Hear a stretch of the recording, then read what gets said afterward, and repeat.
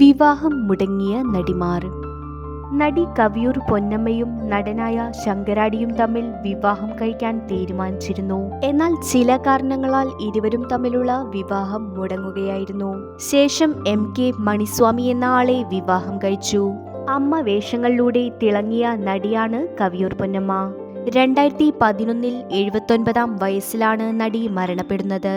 700-ലധികം സിനിമകളിൽ അഭിനയിച്ച ഹാസ്യനടനും സ്വഭാവ നടനുമായിരുന്നു ശങ്കരാടി. ശങ്കരാടിയും വേറെ വിവാഹം കഴിച്ചു. ശാരദ എന്നാണ് ഭാര്യയുടെ പേര്.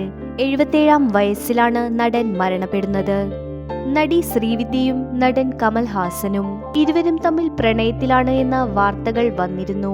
അന്ന് ശ്രീവിദ്യയുടെ അമ്മ കമൽഹാസനുമായി വിവാഹത്തെക്കുറിച്ച് സംസാരിച്ചിരുന്നു. ശ്രീവിദ്യയുമായി വിവാഹം കഴിക്കണമെന്ന് വിവാഹാലോചന നടത്തിയിരുന്നു. എന്നാൽ അന്ന് കമൽഹാസന് സിനിമകൾ കൊണ്ട് തിരക്കായതിനാൽ വിവാഹം നീട്ടിവെക്കുകയായിരുന്നു. പിന്നീട് ആ വിവാഹം നടന്നില്ല. നടി ശ്രീവിദ്യ ജോർജ് തോമസ് എന്നയാളെ വിവാഹം കഴിച്ചു. നടൻ കമൽഹാസൻ വാണി ഗണപതിയെ വിവാഹം കഴിച്ചു. എന്നാൽ പിന്നീട് ഇരുവരും വേർപിരിഞ്ഞു. പിന്നീട് സരികയെ വിവാഹം കഴിച്ചു. ഈ വിവാഹവും വേർപിരിഞ്ഞു.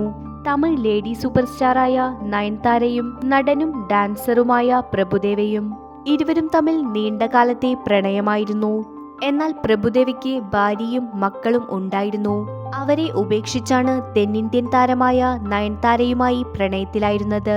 നയൻതാരയും പ്രഭുദേവയെ വിവാഹം കഴിക്കുന്നതിനായി മതമെല്ലാം മാറിയിരുന്നു. പ്രഭുദേവ എന്ന പേര് കയ്യിൽ പച്ചകുത്തിയിട്ടുമുണ്ടായിരുന്നു. എന്നാൽ ഇരുവരും ഈ ബന്ധം വേണ്ട എന്ന് വെക്കുകയും വിവാഹത്തിൽ നിന്ന് ഒഴിയുകയും ആയിരുന്നു. പിന്നീട് നയൻതാര വിഘ്നേഷിനെ വിവാഹം കഴിച്ചു.